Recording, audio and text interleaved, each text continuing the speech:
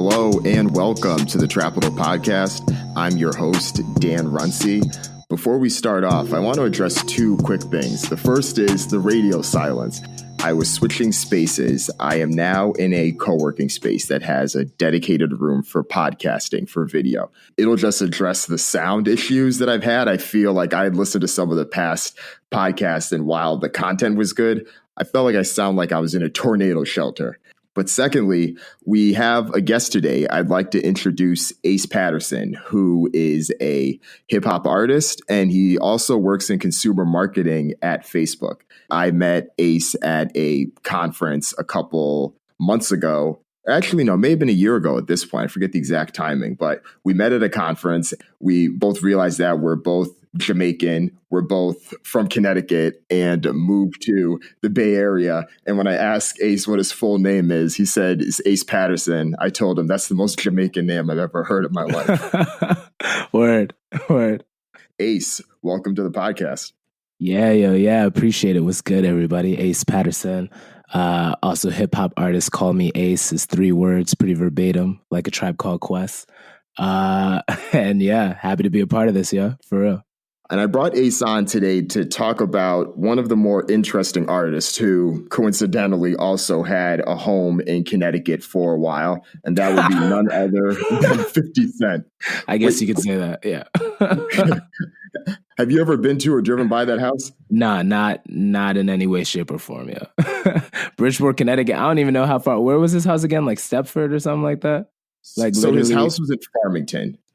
Okay. Yeah. I don't know where that's even at. Yeah, it's a little closer to I am than you are. I'd driven by a couple times on the way to something. This was the same house that Mike Tyson had. It's one of the biggest houses in the area, as you can imagine. Fair. I'm from a place where we didn't really have houses. We we had projects and stuff.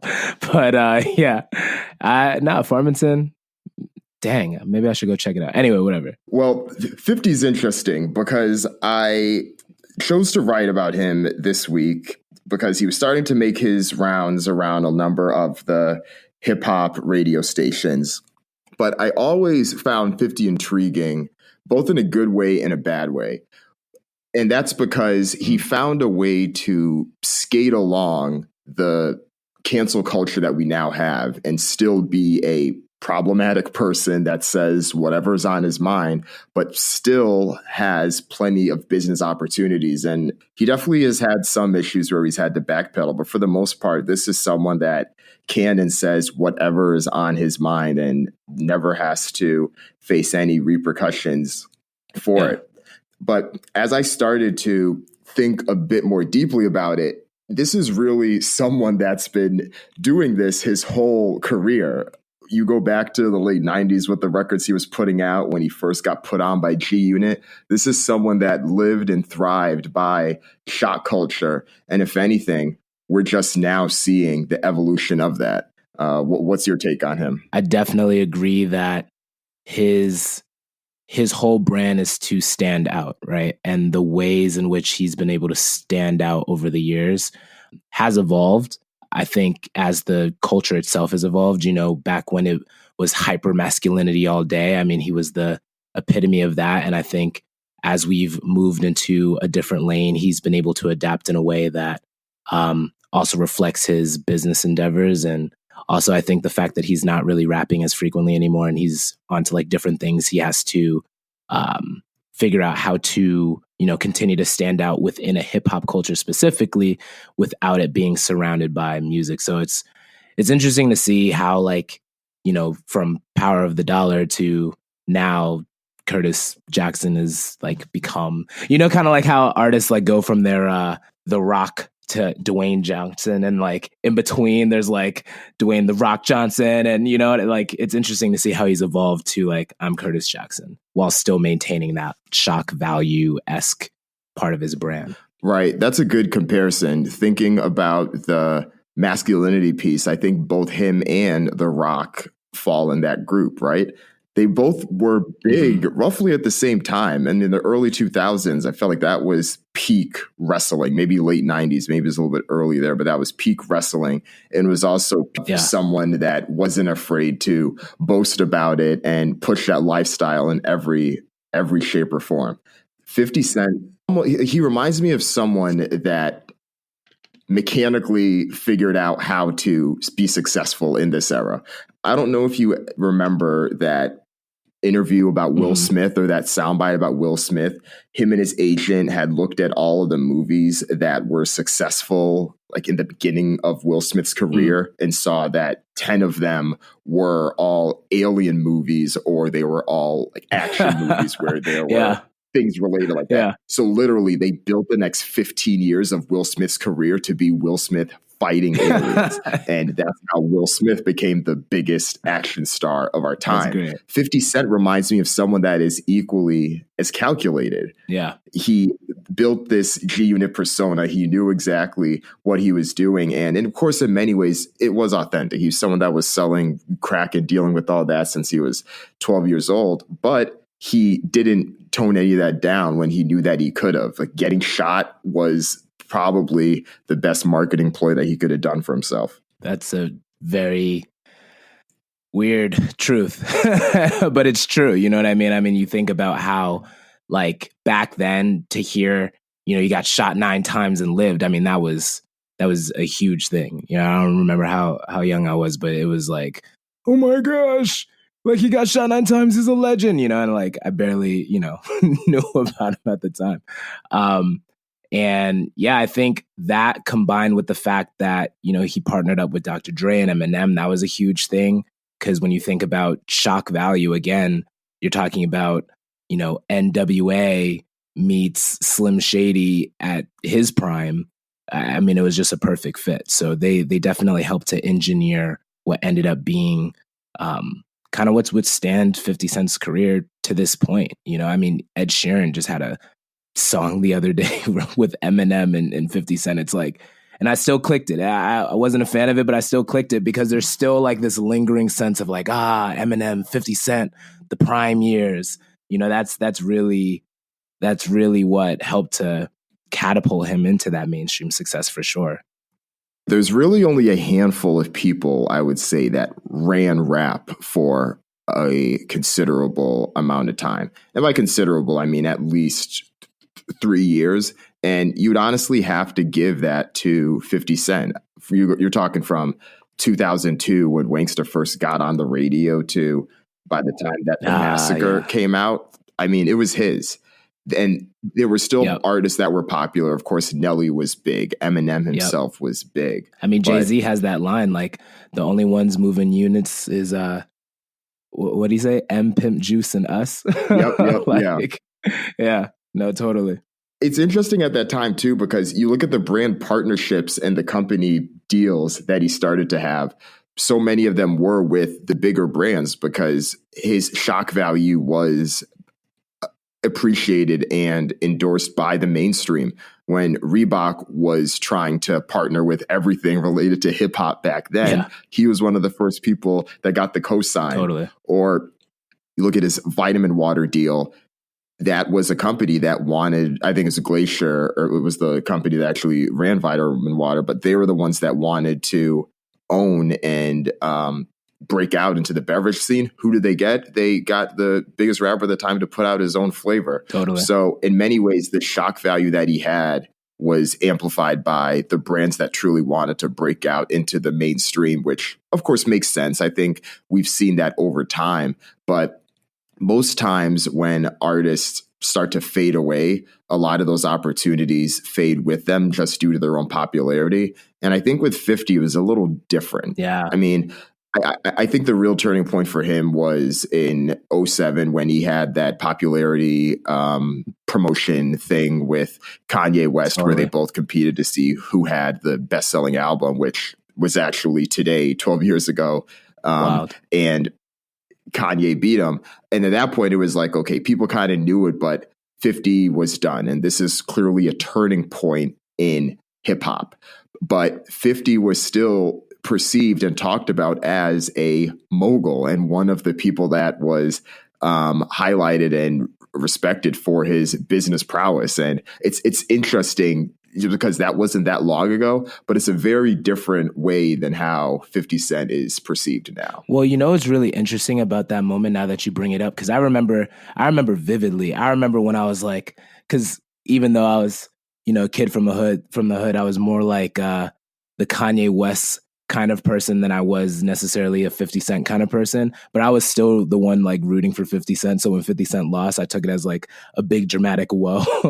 I was like, no, you know, I was like playing I Get Money more than I was, you know, graduation. But what was interesting about 50 Cent is that up to that point, up to when Curtis was about to drop, he already had, as you've mentioned already, these business deals. He already had the cosign and from Dr. Dre and Eminem. He's already sold millions and millions of albums up to that point, and his brand already existed outside. One of the books I remember, he did the 50 Laws of Power, and to be able to do that book and his whole brand from the business side, you know, because this book is like read by like the 48 Laws of Power is read by like, you know, people in the corporate sector. And so for him to create this book and all of it being predicated on the fact that like he has no fear ever since he got shot 9 times. It's like, screw everything, screw everybody, da, da, da, da, da.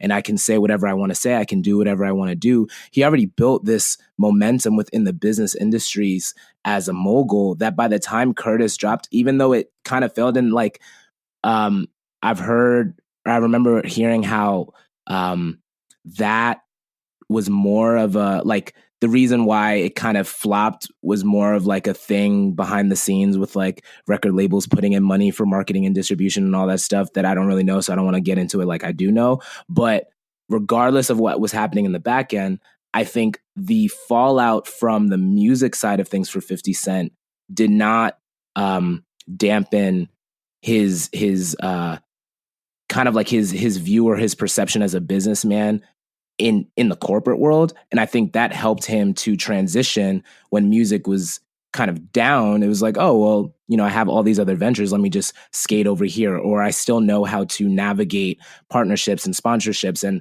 I'm still like a multi-platinum selling artist. Like, you know, at the end of the day, like, you know, people outside of the hip hop culture are going to still see him. Like, he still gets to perform at Las Vegas and still do that one in the club song. Like, but he gets money for it. You know what I mean? And so he found a way to just like, I don't know, like gracefully bow out of music. I mean, like, I don't know, like he still puts out music, but not in any way, shape or form as the caliber as he was doing prior to that showdown with Kanye West. And I think for Kanye West, he was able to, you know, kind of go up more in music after that point and get more accepted in the kind of like mainstream traditional hip hop space.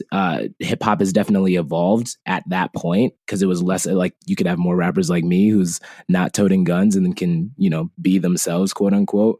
And Kanye West really helped to author that in. But that was really a defining moment for various people and various aspects of hip hop culture. But I do think it's interesting, particularly for 50 Cent, because at that moment it's kind of like, well, I don't have to do music anymore. I have all this other stuff and I've already proven that. So let me just keep going with it. One of the interesting things about 50 is he had signed a 5-record deal when he first did the deal with Aftermath, Shady, and by extension, Interscope. But I forget which album was the 5th, but it was fairly late in his career. And it goes back to something I've talked about in past Trapital articles about the artists that choose that ownership route versus the partnership route. The partnerships that he did clearly brought him to that next level. He was wise to know that he's someone that if shock value is a core part of your business model, then you need partners to help amplify that. Of course, social media now is a tool that helps him do that more, but he definitely was willing to do that. And let's say that 50 Cent only did a 3-album deal and Curtis was the last album that he put out. I wouldn't be surprised if he had never put out an album after that. He was already so in tune with everything else he was doing, whether it was speakers or Condoms. I don't know if you remember that, but he had it was almost like a Master Pete. You remember that whole thing? Yeah, that's crazy. Yeah. I don't. He was really embracing every element of that, and in some ways, that reminds me a lot of the playbook that rappers use now. Do you remember that pump plan that became popular last year? Wait, right? remind me. The pump plan. So that was the Lil Pump plan that made its way through hip hop and made its way through record labels, where if you are someone that wants to make it today, you need to do something to create shock value, whether that is tearing down someone else. So Lil Pump put out that song that was called Fuck J. Cole. You put out a song like that, you get a lot of people to recognize you. And then you are able to continue to capture that momentum, and then you use your brand and leverage your influence. So it's pretty linear. Well, not linear, but it's a bit more tailored to the Instagram influencer life that a lot of these artists have now. But that's not too indifferent from what 50 Cent was able to do. And yeah, had he not had to release records, who knows, maybe he may not have even tried to put something else out after Massacre. But just looking at the momentum that he had and where he's able to go, I think he in many ways set the playbook that a lot of today's rappers tried to follow.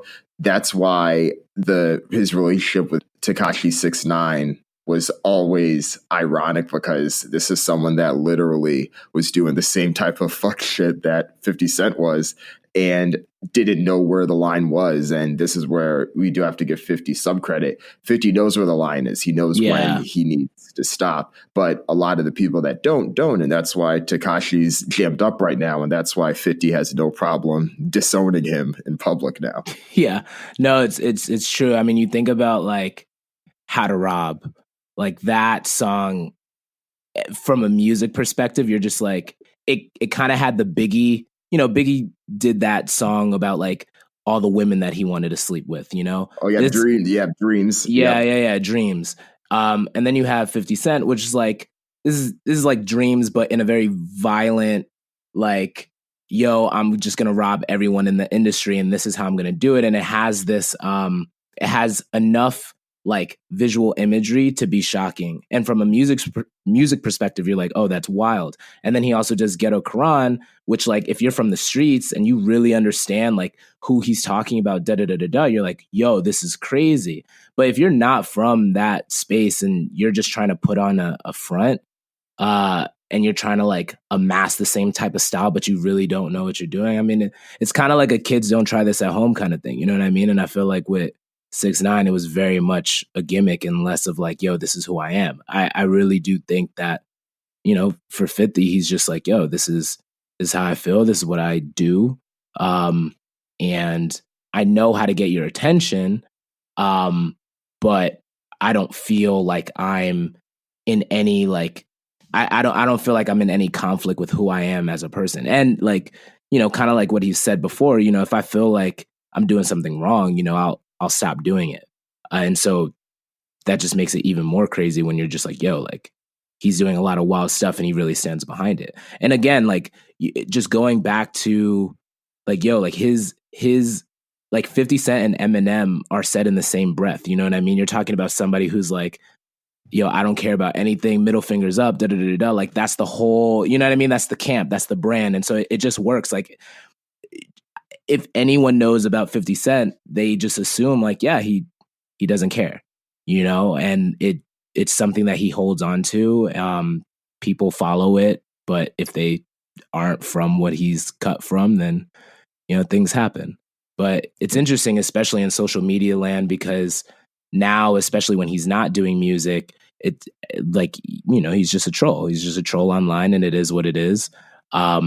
Some of it's jokes. Some of it looks like, oh, he's creating beef. And that's another thing too, like beef, when you're talking about like beef history, like you can't not talk about 50 Cent, right? And so the whole idea of him being a bully, the whole idea of him being like, I strongly stand against this person or I'm strongly for this person, like that's just who he is. And you just gotta accept it. You know what I mean? Or at least that's how we've been like accustomed to his brand. Like we just accept it. We just know that's who he is. And I think that's why he hasn't been canceled. I don't think he could be canceled, to be honest. Do you think that, and I agree, I don't think that he can technically be canceled either just because of how he manages things. But do you think that he has missed out on any type of business opportunities or anything in general because of how he is? I don't think he's missed out on like ones that matter to him. You know, I think that the way that he's designing his brand, it's more like he seeks out these opportunities. So like, you know, his new champagne deal, like from the conversations that he's having with people, you know, he realized, okay, like this is an opportunity that'll work for me. And I feel like he's very much like calculated with who he connects with. I'm sure there's people that don't want to work with him, but I'm sure he's equally like, well, I don't want to work with you. And he's kind of fine with it, you know? And he's internationally known. So yeah, I don't think he'll have a problem with finding people that want to work with him. And, you know, on top of it, like he just builds, like he's building equity in other things, right? And so like his show Power, you know, it's on season 6, right? It's just like he's doing that. He has movies. He's now a director. You know, he's in different buckets. He's in different lanes. And so, you know, even if like music does not want him anymore, like, which probably still won't be the case, but, you know, let's just say like no one ever wants to hear a 50 Cent song again. Like he can go into film. He can go into, you know, liqueur. He could do so many other things that I'm pretty sure he'll find deals for sure. Yeah, I don't think that his bag would ever truly be stopped. And I guess this is a broader sentiment that I have about cancel culture and the impact that it has on people making money in general. And I hesitated putting this in the article that I wrote because it may sound as if I am advocating for this, but I do believe it's the truth. In today's landscape, with the increased number of brands and companies that are willing to work with hip hop artists and leverage their brands, with the increased number of media landscapes that are, or not media landscapes, media outlets that are willing to put out a particular message that someone has, it's harder for someone to truly see the long-term repercussions of being canceled unless there is a true crime that is committed that puts them behind bars and truly blacklists them from everyone else in their particular industry. Has 50 enabled a lot of stuff and made light of things that are adjacent to issues that a lot of people find offensive? Yes. Do I think that a lot of that is out of line myself? Yes. But in a way, he did pivot himself specifically so that he was truly no longer associated with those types of opportunities and focused on specifically partnering with those companies that either A, truly benefited from someone like him that was willing to create shock value and let the internet go wild about what he says, or they're willing to look past it. And I put Stars in this category specifically. I don't know if you remember, but it was 2 years ago. 50 had some dispute with the people at Stars. And he put on Instagram, he was like, everybody cancel your Stars subscription. This is ridiculous. Like, I can't believe people would treat me. And then a year later, he's sitting down with the CEO of Stars for this like profile on Business Insider where they're all back on, like, smiling, laughing, back on. This doesn't happen to most people. This doesn't happen to most Black people. Like, where in this world does this actually happen? And it's funny because you hear him describe things. It's like I think he does a few things. He gaslights people and he'll make it seem like something that he said in the past or some type of stance that he had wasn't actually there. And I think that he has this like endearing quality to him that a lot of people can like overlook it and not push it that much because he has this like smile on his face and he's just, this guy's just trying to have a good time. For example, supposedly had trolled Ja Rule and bought the 200 tickets on Groupon for his concert. That was petty. I don't know if that actually happened. I hope it was not. funny as hell. He put the picture up of himself at this like empty stadium, but we have no proof if that actually happens. Word. This is the same guy that had lied about like getting Bitcoin or like not even making an investment in Bitcoin. So he has an ability to do that, and he has the ability to partner with brands that could care less. And I think my comparison is that if he was putting out a show with ABC or some other network that is hypersensitive to the positions that he's in, then it would have happened, right? Or like the people's clamor. Yeah, like this is an extreme example, but like someone like 50 Cent would never be able to host the Oscars. No. Absolutely not. No. But with that being said, 50 Cent would never want to host the Oscars because then he wouldn't still be able to be a 50 Cent. But no, you're bringing up a really interesting point. I mean, like, and what's interesting too, right, is like you have a brand. Let's say like you're following this brand. This brand says, "Hey, cancel this brand," and so you immediately cancel this brand. And then a year later, you're like, you see the brand saying, "Psych, come back. We're going back on now." It's like, what do I do? It's like you're. I don't know. For me personally, I like to have my own brain and think things through, and maybe because like I also have that like business mindset. You know what I mean? It's just like you see how like, for example, there's not going to be another Spider-Man Homecoming because of like a business dispute between the film production houses, right? And so that's the reason why we're not going to get another Spider-Man, not because the character like died in the movie, And so it's just like it's so interesting to see when like business decisions affect the output of something, and what does that do for the consumers? Where does that leave folks that actually want to consume? And so when you see someone like 50 Cent being like, "Oh, cancel the entire network," it's like, should you?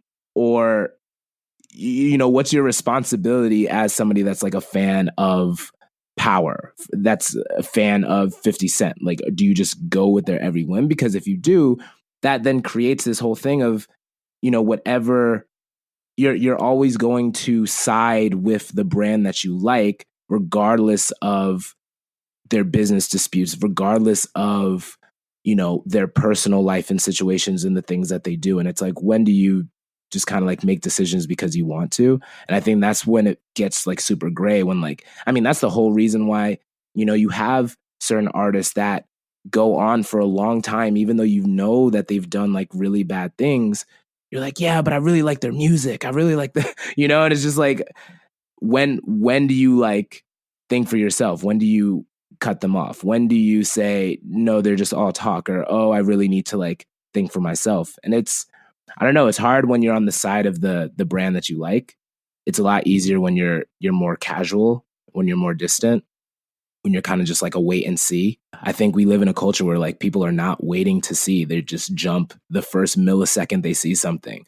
They're like, yes, no. It's like, or pause or breathe and just figure out what's going on, understand like the underlying notions of why things are happening the way they are, and then, make a calculated decision afterwards. We don't get a lot of the latter.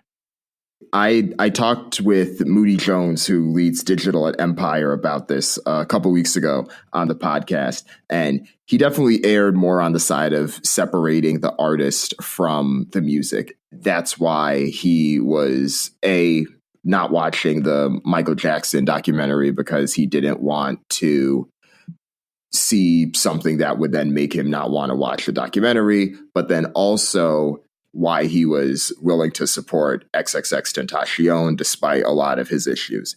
Me and him don't necessarily agree on the issue, but I mean, that's an example of someone that has chosen that perspective, right? Like the Michael Jackson estate is still in business and will always be in business because there are some people that just choose not to do that. But this topic itself does make me think about 50 Cent and other people like him. And I was trying to think about this myself, but are there any good examples you can think of people who, like 50, a lot of people may be calling on them to be canceled or believe that they should be canceled, but deep down, there's just too much support and there are too many people that understand the problematicness but find it endearing in a way that person themselves just knows where that line is? Does anyone else come to mind that you could think of that's like 50? Probably like a lot. I mean, there's definitely tons, you know.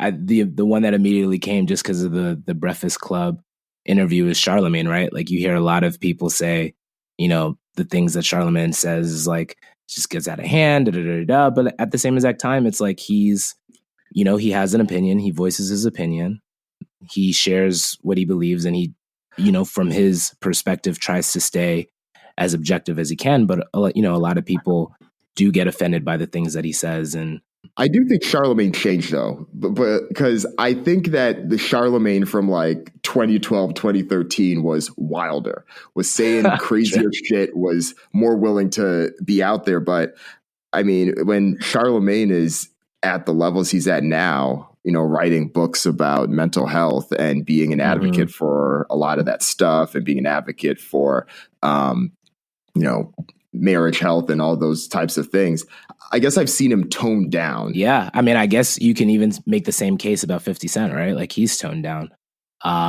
Joe Budden is. You think so? Yeah. I mean, like, dude, like he was, I think he's come a long way from, I want nothing to do with Ja Rule. If Ja Rule dies, I'll be happy, to making a Photoshop of him at a show. You know what I mean? Like, I think there's like, that's toned down to me. There was like real violence back in those times with the beef. You know, like I don't think he has like real beef anymore, you know? The way I was kind of looking at it, like at the time when I was witnessing everything that was happening in 02, 03, 04, I felt like all that stuff was real. The older I got, I've started to now question the authenticity of some of the things from that beef and started to think, okay, how much of that truly was fabricated because 50's calculated as hell and actually knows that these things are going to happen. I forget what it was, but I want to say it was around the time that The Massacre came out. The Massacre was coming around the same time as the Game's documentary album.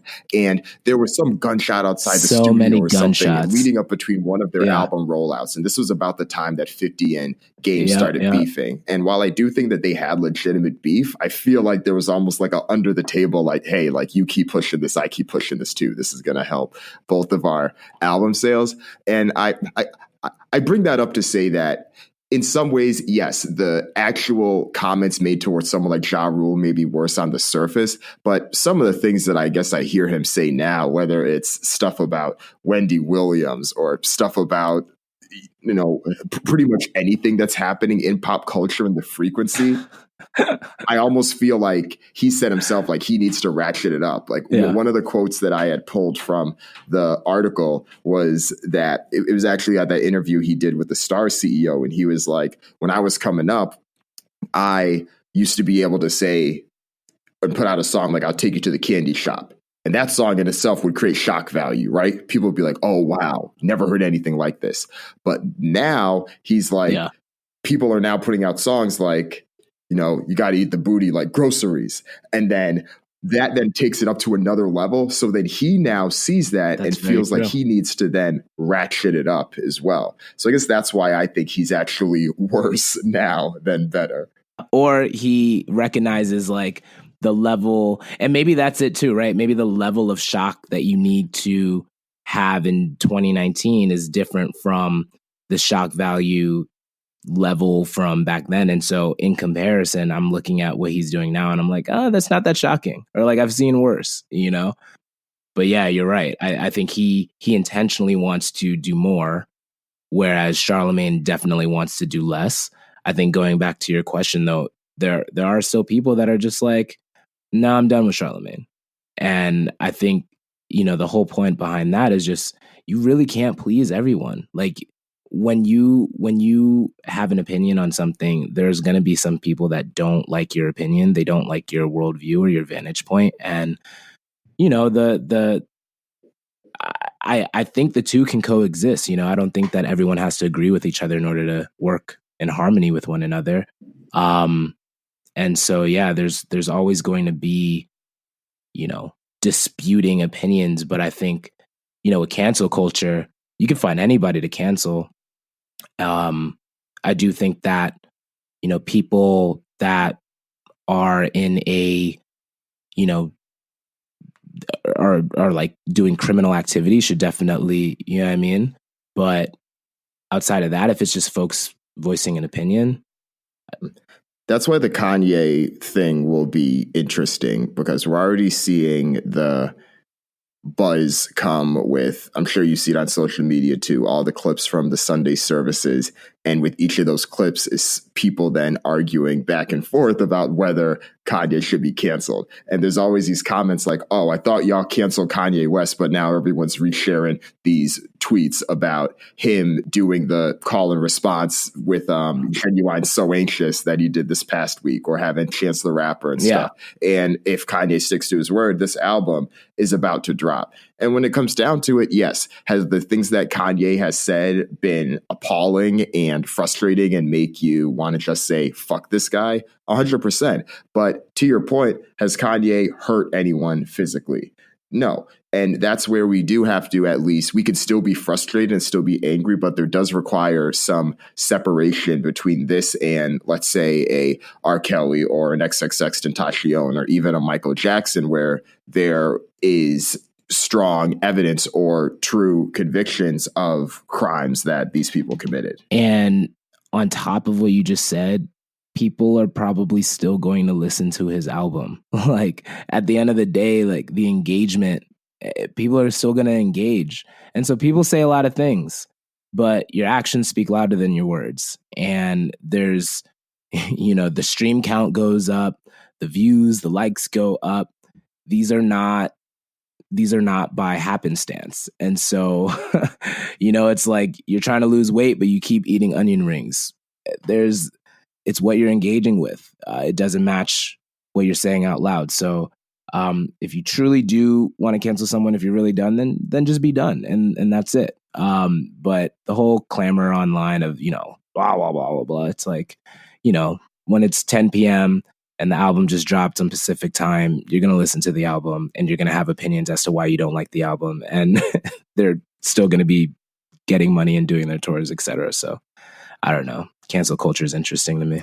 Where do you think cancel culture goes 10 years from now? Obviously, this is something that truly wasn't, it was a thing 10 years ago in 2009, but it really wasn't a concept that was named. But like in 2029, where do you think this goes? I don't know, because it really just comes down to the democratization of technology and the fact that everyone has a speakerphone, everyone has an opinion and is able to get it out. And I feel like the reality of everyone having an opinion is not new, obviously, but the fact that folks can voice it on an equal playing field makes it interesting. It makes it louder. So I don't know, there could be like some type of restriction, 10 years from now, there could be like a really large clamp down on like, back to the gatekeeper way, back to like only one voice for a certain group of folks, and limit the amount of noise that you hear. Or it could just be straight chaos, just straight chaos. And I can't even. The cyclical nature of media, of hip hop, of a lot of things makes me think that things may eventually, I guess from a theoretical perspective, things may eventually revert to having a few people that have the power, right? And in some ways that still does exist to some extent, but the fact that people can still get their voice out there and there really was no access unless you had those change. So theoretically, I feel like things may cycle back. But to your point, we're on a wave where technology isn't being restricted. It's being amplified more and more. And people are being able to have more of that access. Any other thoughts on 50 Cent, cancel culture, power, any of that? Get Rich or Die Trying is still one of my favorite albums. So that's all I got. It's still a classic. I'll give him that. Still a classic. I don't give out the classic award to too many albums. I'm pretty restrictive of that, but I'll give it to that, because I mean, if you think about it, when you hear the quarters drop at the beginning of the album, the rest is gonna be fire. Like that's it. That's all. It's one of the best intro tracks ever for like a 6-second thing. You know exactly what it is. Yeah, it was one of the best tracks. Yeah, it does not count for any streaming on Spotify because it's less than 30 seconds, but. It's gold. It's gold. That's a question. What would the intro track to Get Rich or Die Trying sound like now? Would it just be the quarters like spinning on a table for 31 seconds just so it counts? Yeah, exactly. All right. So to close things out, Ace, tell me one thing that you'll be checking for this week that you think our Trapital audience should be checking for. I really want to watch this Wu-Tang Saga on Hulu. Probably a little behind, but I just came back from a all-week conference last week, so I need to catch up on a lot of things, and that's one of those on my radar. Yeah, it's funny. I do want to check that out myself. I've heard mixed things, but I always want to give those things a try. The thing that I need to... Yeah, I'm not listening to anybody right now. Good for you. Sometimes it's better off. I do the mistake of asking people that have seen things, hey, what do you think about this? And then sometimes letting that gauge my opinions. But oh, no. I'm going in full force. No one talked to me. That's good. The one thing that's on my list that I still need to check out is this docuseries that Amazon put out about Meek Mill. Yes. Have you checked it out yet? No, not yet. That's also on the list. It's funny, though, because as I'm talking about one of my faults with this, I did the thing I shouldn't do. So for some context, one, I tweeted this out a couple weeks ago, but I have this thought that I feel like I understand the way between docuseries and all these limited series, but I think a lot of them are too long sometimes. And I think it's great to have the art form, but there's nothing wrong with just a tight hour and 30-minute doc that is well made. Like, not everything has to be a 4-part series just because Amazon allows you to have a 4-part series. But with that being said, I asked my wife who saw it, I was like, how was the Meek Mill documentary? She was like, oh, it was interesting. It was good. I was like, did it need to be 4 episodes or however long it was? She said no. And then ever since then, I mentally deprioritized it, which isn't fair to Meek because I've always supported his work. I actually went and bought championships because I cared about him making it and truly having a comeback. So I will do my best to check that out. You got to. Mando. Me as well. All right, man. Well, I'll catch you next time. All right, Joe. Have a blessed one. You too. Take care. If you've enjoyed this Trapital podcast, please tell one friend about this podcast. Go ahead and go to trapital.co. Check it out. Stay tuned, and I'll see y'all next week.